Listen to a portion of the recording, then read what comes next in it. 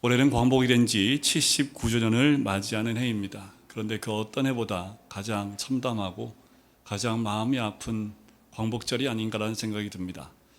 이념으로 인해서 자기들의 주장과 맞지 않는다고 해서 온 민족이 하나가 되어야 될 광복절에 서로 나누어서 각자의 자리에서 그렇게 광복절을 지내는 모습을 보면서 이 모습이 6.25가 있었던 그 전에 한국의 모습과 흡사 같지 않나라는 생각이 듭니다. 역사를 통해서 배우지 않으면 그 나라는 희망이 없습니다. 누구든 그 역사를 하나님이 허락하여 주셨다면 그 역사를 보고 우리가 배워야겠지요. 더 나아가서 하나님 말씀을 통해서 배워야 할 필요가 있습니다. 오늘 보면 말씀은 바벨론이라는 그 나라를 통해서 예언해 주시고 그 예언의 말씀이 이루어지면서 그 바벨론뿐만 아니라 이 땅에 있는 모든 나라에게 주시는 하나님의 메시지이기도 합니다. 1910년대 시베리아 횡단 철도의 기착지인 블라디보스토크 개척리에서 많은 조선인이 정착해 살고 있었습니다. 국권을 되찾으려고 하는 항일 독립운동가들이 모였고요. 거기에 점차 조선인들이 모여서 숫자가 불어나기 시작을 합니다. 그래서 소련 당국에서 새로운 한인촌이라는 뜻의 신한촌을 만들어서 강제 이주를 시켜요. 그런데 1930년대 후반에 더 큰 어려움이 닥치게 됩니다. 1937년 스탈린 정권이 이 조선인들을 일본의 앞자리라고 누명을 씌워서 중앙아시아로 다 이주를 시켜버린 거예요. 그런데 이보다 더 아픈 현실이 뭐냐면 그 한인 동포 사회에 말 그대로 분열 상황 가운데 있었다라는 겁니다. 그래서 한 독립운동가가 우리가 하나 되어야 될 것을 고백하며 도전하는 글이 있습니다. 단합이라 하면 명사가 박약하니 영원 단합이라고 합시다. 나뉘면 망하고 합하면 흥하나니 만경창파에 같이 탄배 안에서 서로 돕고 서로 구제해야 하지 아니하겠습니까? 삼사모 양의 무리가 갈 때에 호랑이의 날카로운 발톱을 만나면 서로 합하여 나갈 것이 마땅하지 않겠습니까? 단합해야 합니다. 그렇지 않으면 2차적인 멸망을 받을 것입니다. 오늘은 원수라도 우리의 광복을 함께 희망합시다. 굉장히 짧은 메시지인데 지금 우리에게 정말 필요한 메시지가 아닌가라는 생각이 듭니다. 좀 인상적인 한 단어가 있는데 2차적인 멸망이라는 표현이 참 인상 깊습니다. 자칫하면 그 2차적인 멸망이 또 임하지 않을까라는 생각이 들어요. 분열될 때가 아니라 하나가 돼도 부족한 이때에 분열되는 이 모습과 또 그 전조가 우리로 하여금 또 가슴 아파하게 하는 현실이지요. 우리는 하나됨을 향한 방향으로 나가야 합니다. 하나가 되기 위해서는 내 주장이 아니라 다른 사람에게 양보하는 것이 바탕이 되어야 합니다. 나의 유익이 아니라 남의 유익을 구해야 가능하지요. 하나됨에는 고집이 없고 양보가 있어야 하기 때문입니다. 내 가족이 하나 되지 않고서 어떻게 이웃을 섬길 수 있겠습니까? 우리 동역자들이 연합하지 않으면 어떻게 복음을 전할 수 있겠습니까? 하나됨으로 나라를 사랑하는 대한민국이 되기 위해서 그 어느 때보다 특별히 기도해야 될 때가 아닌가라는 생각을 해봅니다. 근데 역사를 보면 많은 큰 제국들이 많이 등장했다 사라졌습니다. 성경에 봐도 이집트, 아수르, 바벨론, 페르시아, 헬라, 로마 제국 많은 큰 제국들이 나타났다 사라진 그 제국들의 이름이 성경에 드러나지만 그들의 모두가 최후를 맞이합니다. 왜 이 제국들이 그렇게 최후를 맞이하고 역사에서 사라졌을까요? 세계사와 역사에는 여러 가지 이유를 들고 있지만 성경적으로 볼 때 결국 우상 숭배를 했기 때문입니다. 전 국가적으로 우상 숭배를 하고 그 국민이 그렇게 됨을 통해서 도덕적, 정신적 상태가 공황 상태가 돼버린 거지요. 그럼 아무리 큰 제국이라 할지라도 망할 수밖에 없는 겁니다. 근데 이 땅에 복음이 들어오고 선교사님 들어올 때 그 구한말 그때에 그 시대에 대해서 많은 선교사님들이 글을 남겨놓은 것 우리나라에는 흔치 않습니다. 왜 흔치 않냐면 보지를 않기 때문에 흔치가 않아요. 찾아보면 구한말 시대의 이 나라는 정말 암흑의 시기였고 아무런 희망이 없는 시대였습니다. 왜 그러냐면 미신이 조정과 왕에게까지 영향을 미쳐서 모든 정책을 무당들이 행하는 그런 나라였고 그 모습은 일반 백성들의 모습까지 삶까지 깊이 들어가 있는 모습을 보게 됩니다. 그때 남성들의 평균 연령이 32세에서 35세였습니다. 그러니까 32세, 35세 전에 다 죽었다라는 거예요. 근데 이것도 여러분들 노비는 여기에 들어가지도 않았습니다. 일반 양반 기록되어 있고 죽었다라고 기록되어 있는 사람들의 평균 값 가지고만 이야기한 것이 32세에서 35세 정도가 돼요. 그러니 일반 백성들은 어떠한 삶을 살았는지 짐작해 볼 수 있겠지요. 성사님들이 들어왔는데 이건 나라가 아니었다고 얘기합니다. 전부 다 어린아이부터 담배를 피기 시작하고 대낮에 술 취해서 돌아다니는 경우가 너무도 많았고, 이 서울이라고 하는 이 한양 땅을 보면 정말 너무 더럽고 아무것도 제도가 정비되어 있지 않은 그냥 무방비 상태에 그냥 던져져 있는 이 한국 땅이었다라고 이야기를 합니다. 근데 정말 중요한 건 미신이, 그 우상이 이 나라 곳곳에 세워져 있었던 것이 가장 큰 문제였지요. 전 세계 어떤 나라도 우상을 섬기는 나라치고 그 나라가 오래 유지된 나라가 흔치 않습니다. 오늘 본문 말씀은 이 바벨론 제국의 멸망을 예언한 말씀입니다. 우상 숭배, 백성들이 영적 공황 상태에 빠지고 도덕적 공황 상태에 빠지게 됩니다. 그런데 요즘 우리나라를 뒤흔들고 있는 국민들을 공황 상태에 빠지게 하는 것들이 너무도 많아요. 도박도 그렇지요. 마약도 그렇습니다. 자살은 더더욱 그렇고요. 인연 대립, 젠더 갈등, 퀴어 문제, 출산 문제 등등등 이 모든 문제들이 심각해져서 오히려 우리의 생각 가운데 정신을 나약하게 만듭니다. 나라에 대한 개념 자체도 다 사라져버려서 이 나라는 망해야 된다고 말하는 사람들이, 또 망했다고 말하는 사람들이 나타날 정도입니다. 실제로 정치, 경제가 망가지는 것보다 더 무서운 것이 이런 생각들이지요. 바벨론 제국이 어떻게 몰락했는지 1절부터 3절 말씀에 잘 나옵니다. 바벨론을 얘기할 때 처녀딸이라고 불러요. 왜냐하면 워낙 강대국이어서 외침을 받아본 경험이 없기 때문입니다. 바벨론은 고귀하고 존귀하고 우아한 위치에 있었지만 땅바닥까지 내쳐짐을 당하게 되었다라는 거죠. 그 모습을 보면 아무도 바벨론이 존귀하다, 우아하다 말할 수 없었던 거지요. 맷돌로 가루를 빻는 일은 누가 하냐면 노예가 하는 일입니다. 공주가 노예가 된 거지요. 너울을 벗고 치마를 걷어 올리고 수치스럽게 강을 건너야 하는 비참한 모습을 묘사하고 있고, 속살이 드러나요. 부끄러운 것이 보일 것이라는 표현은 바벨론이 겪는 수모를 말해주고 있는 거지요. 이처럼 바벨론이 가장 천한 여인의 모습으로 변했다라고 이야기하고 있습니다. 이렇게 된 데는 다양한 원인이 있겠지만 영적으로 보면 원인은 하나입니다. 하나님을 버리고 우상을 숭배했기 때문이라는 거예요. 하나님의 우상을 숭배하는 어떤 민족도 어떤 개인도 싫어하십니다. 만약 우리가 미신, 우상, 세상을 섬기면서도 하나님께 복을 받기를 원한다면 그냥 포기하시는 것이 맞습니다. 우상 숭배의 결과는 제국의 몰락, 개인의 몰락입니다.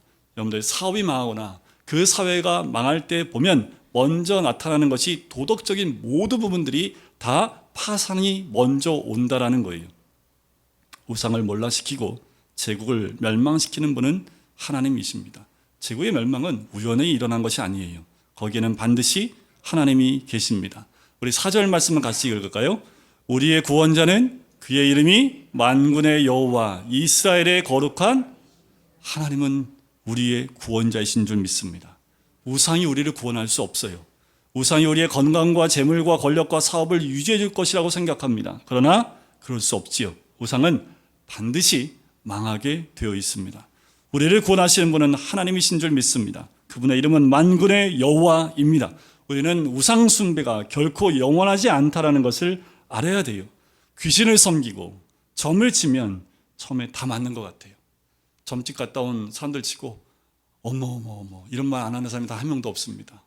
좀 잘 보는 점집에 가면 어떻게 그렇게 쪽지게처럼 다 맞추는데, 근데 맞추는 거 보면 다 옛날 얘기밖에 안 맞춰요. 앞으로 일어날 일을 맞추는 것이 아니라 내가 살아왔던 과거를 맞추는데, 그것도 뭔지 아세요? 다 누구나 얘기해도 다 맞는 거예요. 그냥 자기의 듣게 맞게끔, 그게 자기 얘기라고 생각하니까 그게 정말 맞는 말처럼 느껴지지요.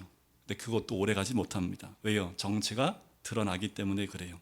일정 시간이 지나면 심판으로 변하고 징계가 쏟아집니다. 중요한 것은 기회가 있다고 생각될 때, 아직 괜찮다고 생각할 때 회개하고 돌이켜야 합니다. 많은 권사님들이 점 보러 다닌다는 거 전에도 말씀드렸잖아요. 하나님이 안 가르쳐줘서 점집에 가서 점치는 그 사람한테 내 미래를 맡긴다는 게 말이 됩니까?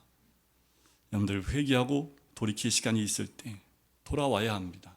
그리고 우리 삶을 고쳐야 합니다. 여러분들, 이런 하나님의 심판으로 멸망했던 가장 대표적인 도시가 소돔과 고모라입니다. 얼마나 아름다운 도시였는지요. 성경에 보면 물된 동산 같고 애굽과 같은 곳이라 라고 나올 정도입니다. 매우 화려한 곳이었지요. 가장 화려한 문화가 있는 매력적인 곳이었습니다. 그래서 많은 사람들이 모여들었던 도시가 소돔과 고모라입니다. 롯과 그의 아내도 하나님의 뜻대로 도시를 선택한 것이 아니라 자기 인생을 행복하게 해줄 도시를 찾아서 간 곳이 소돔과 고모라입니다. 그런데 실제로 그 소돔과 고모라는 우상 숭배가 가득했습니다. 사악하고 동성애가 있었던 음란한 도시였습니다. 결국 어떻게 돼요? 유황불로 인해서 심판을 받고 자취를 감춰버리게 됩니다. 바벨론도 어둠 속으로 쫓겨나고 여왕의 위치를 박탈당하지요. 그것이 5절 말씀에 나와 있어요. 딸 갈대하여 잠잠히 앉으라 흑암으로 들어가는 거지요. 한 제국의 멸망은 마치 어둠 속으로 사라지는 것 같아요. 제국이 세워지는 데는 굉장히 오랜 시간이 걸립니다. 그런데 사라질 때는 한순간에 사라지는 모습을 보게 돼요. 그냥 침묵하다 멸망과 죽음의 계곡으로 사라져 버리는 것이 바벨론의 운명입니다. 바벨론을 위해 박수치거나 환호성을 지르거나 노래를 부른 일이 없지요. 누구도 더 이상 바벨론을 기억하지 않습니다.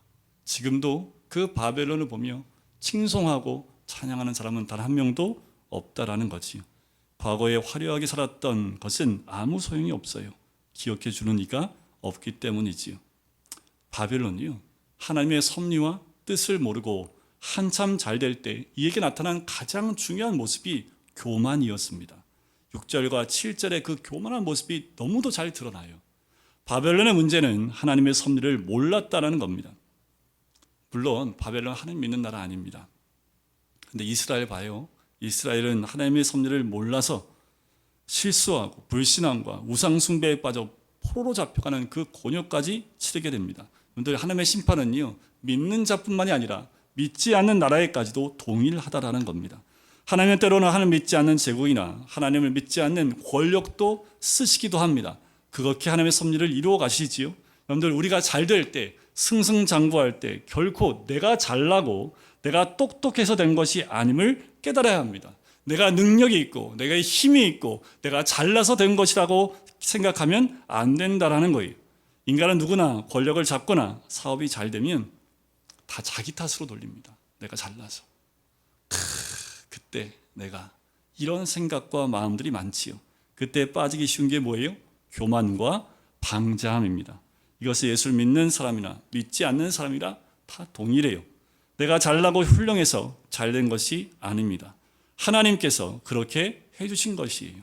우리는 하나님의 섭리를 깨닫고 자기 분수와 자기 한계를 반드시 지켜야 합니다. 그래야지 하나님의 허락하신 번영도 오래가고 영광도 계속될 수 있다라는 겁니다. 바벨론은 자기가 주권자인 것처럼 행동했다라는 거예요. 그러면 하나님이 바벨론에게 아무 사인도 없이 갑자기 심판을 허락하셨을까요? 아니요. 다니엘서에 보면 느부갓네살 왕에게 이미 꿈으로도 알려주고요, 이미 여러 가지 루트로 다 알려줬습니다. 돌이키기를 원했던 거지요. 그 민족이, 그 제국이 하나님 손에 붙잡혀 있던 그 바벨론이 돌이키기를 원했던 그 메시지가 다니엘서에 나와 있습니다. 그렇게 얘기했는데도 돌이키지 않아요. 일단 하나님 믿지 않으니까요. 그런데 다니엘서에 보면 느부갓네살 왕이 하나님만이 유일한 하나님임을 고백하는 것을 보게 됩니다. 8절에 보면 여기 편하고 안일하게 빈둥거리는 사람이 나옵니다. 나 말고 최고가 없다. 나는 과부가 안 될 것이다. 나는 자식을 잃어버리는 것이 없을 일이다 라고 생각한 거지요. 그러나 그렇게 빈둥거리는 것이 망하는 지름길인 것을 이는 알지 못합니다. 9절을 보세요. 이것이 바벨론의 운명입니다. 갑자기 자녀를 잃어요. 과부가 되는 이 두 가지 일이 내게 임할 것이다 라는 거지요. 근데 우상 숭배하는 사람들, 오만 방자하게 빈둥거리면서 겸손하게 살지 아니하는 사람에게는 이러한 고난이 갑자기 일어나겠다고 하나님께서 말씀을 하는 거지요. 10절에 보면 이것이 바벨론의 정신적 상태입니다. 10절을 한번 같이 읽어볼까요? 내가 내 악을 의지하고 스스로 이르기를 나를 보는 자가 없다 하나니 내 지혜와 내 지식이 너를 유혹하였습니다. 내 마음에 이르기를 나뿐이라 나 외에 다른 이가 없다 하였으므로. 이게 바벨론의 정상태입니다.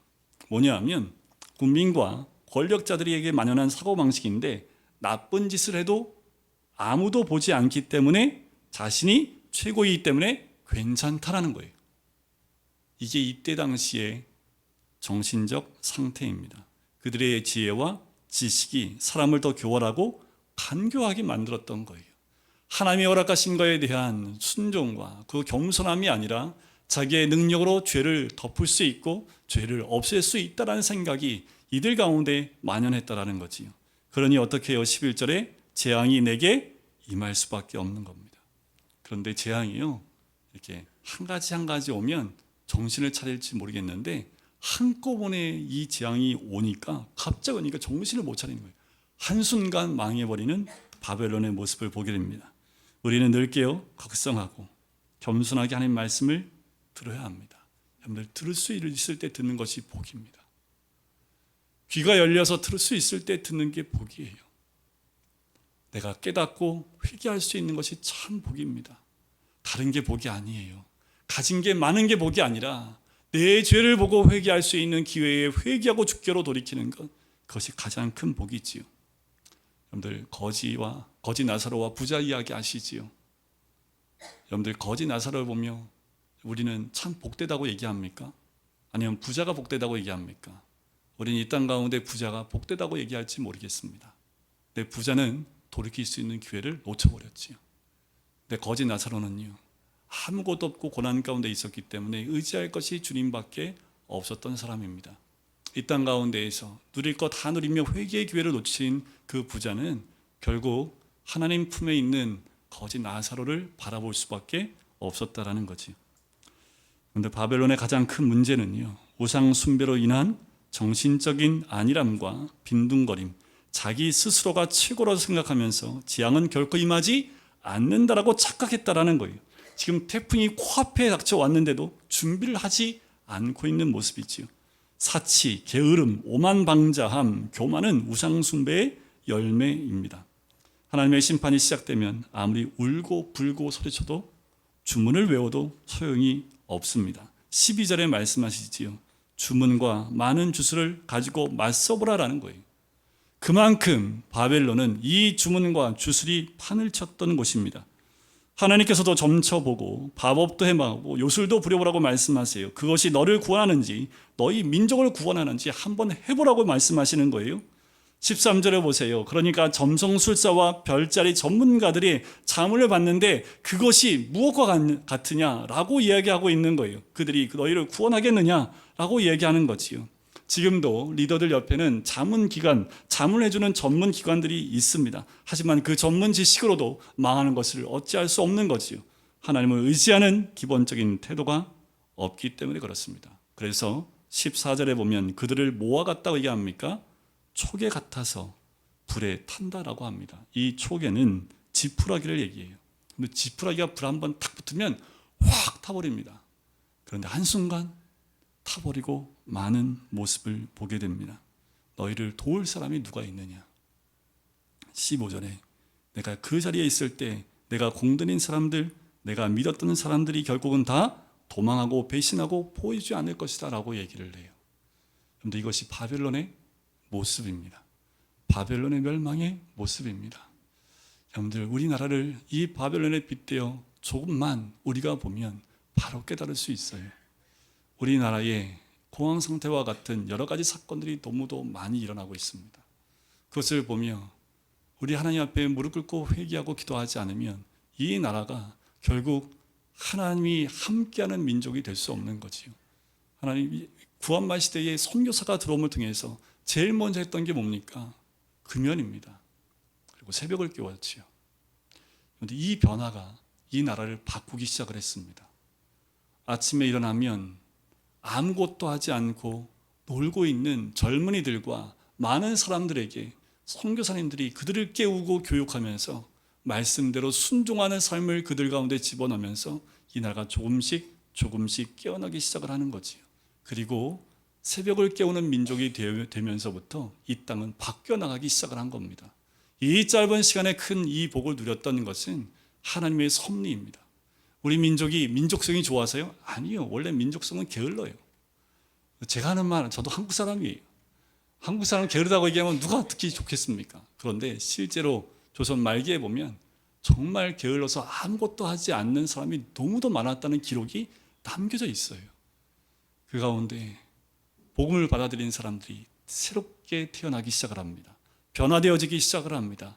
그래서 멸망 끝에 있었던 일제 강점기를 통과하면서 하나님이 이 나라를 바꿔버리신 거지요. 6.25라는 그런 참담한 전쟁을 통해서 이 나라를 송두리째 바꿔버리신 거예요. 우리에게는 경험하기 원치 않았던 시간들이었고 전쟁이었지만 결국 그 두 사건을 통해서 이 민족이 바뀌어버린 거지요. 큰 아픔일지 모르겠지만 하나님이 섭리 가운데 그것을 허락하신 것은 그만큼 이 나라와 그 시대의 상황이 바벨론의 이 우상 숭배와 별반 다르지 않았기 때문에 그렇습니다. 그렇지만 복음이 들어오고 다시 말씀 가운데 하나님 앞에 교회들이 세워지고 말씀에 세워지고 믿는 자들이 세워지면서 나라가 바뀌기 시작을 합니다. 그런데 다시 돌아가기 시작을 해요. 너무나 무서운 것은 다시 과거 지향 쪽으로 돌아가고 있다는 거예요. 점점 게을러지기 시작을 합니다. 풍요로움 가운데 하나님께 무릎 꿇지 않기 시작을 합니다. 교회들이 교회로서의 역할을 감당하지 않기 시작을 합니다. 하나님의 징계와 심판이 눈앞에 있음에도 불구하고 깨달지 못하고 자꾸 싸우기만 합니다. 교회가 싸우면 세상을 누가 바꿀 수 있습니까? 교회가 해야 될 일은 무엇입니까? 이 시대에 하나님을 경외하는 민족을 다시 세우지 않으면 이 땅에 소망이 없음을 우리 교회들이 먼저 외쳐야 합니다. 처음에 이야기했던 것처럼 가정이 하나가 되어야 합니다. 그래야 이웃을 사랑할 수 있어요. 우리 교회가 하나가 돼야 주의 복음을 전할 수 있는 힘이 나옵니다. 그런데 우리 교회들이 그 힘을 잃어버리면 이 나라에는 소망이 없어요. 사회를 보면 여러 가지 마지막 길로 치닫고 있는 모습을 봅니다. 너무 빨라요. 유럽이나 미국에서 있었던 100년에 걸쳐 있었던 사건들이 10년 안에 우리나라는 벌써 그렇게 빨리 앞당겨서 임하게 됩니다. 인구 숫자가 줄어드는 숫자도 그 기간도 너무도 빨리 급격하게 줄어드는 것을 보게 돼요. 여러분들 기독교적인 세계관과 또 하나님 믿는 믿음 가운데 있는 사람들이 먼저 말씀 가운데 변화되지 않으면 이 나라에는 희망도 없고 꿈도 없습니다. 젊은이들이 한국을 떠나고 싶어 한대요. 한국이 없는데 그들이 세상에 나가서 뭘 할 수 있습니까? 그렇게 나약한 정신 가지고 젊은이들이 이 한국 땅에 대해서 좋지 않게 얘기한다면 이 땅에 희망이 뭐가 있겠습니까? 근데 우리 부모님 세대에서 우리가 가졌던 그 희망과 소망과 비전들을 우리 자녀들 세대에 함께 나누는 은혜가 있기를 간절히 소원합니다. 우리 이명숙 원사님 영상을 보면서 저한테 카톡을 하나 보내신 게 있어요. 뭐냐면 목사님 죄송한데 뜬금없이 목회 안수 받는 걸 올려서 죄송합니다. 이렇게 올리시면서 그래도 우리 부모님의 신앙의 열매가 그래도 우리 가정에 목회자가 나오는 것이라 생각이 들어서 생뚱맞지만 그 사진을 한두 장 넣습니다. 이 이야기를 하시더라고요. 제 영상을 보면서 참 은혜가 됐습니다. 여러분들 우리 삶 가운데에도 꼭 목회자가 나오는 것이 열매란 얘기는 아닙니다. 우리 신앙의 열매들은 각자 하나님이 주신 비전에 따라서 우리 삶 가운데 드러나는 거지요. 그런데 우리의 삶 가운데에도 하나님이 허락하신 그 비전을 따라 나갈 때 하나님의 은혜가 우리 가정을 살리고 우리 가정이 살아나면 우리 교회가 살아나고 우리 교회가 살아나면 사회가 바뀝니다. 이 민족을 향한 하나님의 섭리와 분명히 마지막 때에 쓰실 하나님의 뜻과 또 인도하심이 반드시 있을 줄 믿습니다. 우리 모두가 주님 안에서 먼저 나부터요 하나님을 온전히 경외하는 그 마음, 그것이 회복되어지고 우리 가정이 하나님을 경외하고 주님 안에 꿈과 비전을 발견하기 시작을 하면 하나님이 이 사회가 기울어 간다고요? 아니요. 이 사회는 기울어가지 않습니다. 여러분 교회가 이렇게 많은데 기울어진다고요? 그건 말이 안 됩니다. 교회들이 정신 차리면 이 나라는 교회를 통해서 다시 회복되어지는 은혜를 경험하게 될 줄 믿습니다. 선교사님을 통해서 이 땅 가운데 변화가 일어난 것처럼 이 땅의 수많은 교회들과 또 우리 다음 세대들이 믿음 가운데 일어날 때 이 나라는 다시 한번 하나님이 쓰실 만한 민족으로 마지막 때에 주의 손에 붙잡힌 바 되는 나라와 민족이 될 줄 믿습니다. 이 사회를 보고 낙담하는 것이 아니라 하나님 말씀 가운데 분별하여 이 땅을 향한 하나님의 비전을 발견하는 것이 우리가 가져야 될 참다운 모습인 줄 믿습니다. 우리 모두가 주님 안에서 믿음의 고백과 하나님의 은혜 가운데 나가시는 우리 모든 성도님 되시기를 주님의 이름으로 간절히 축원드립니다.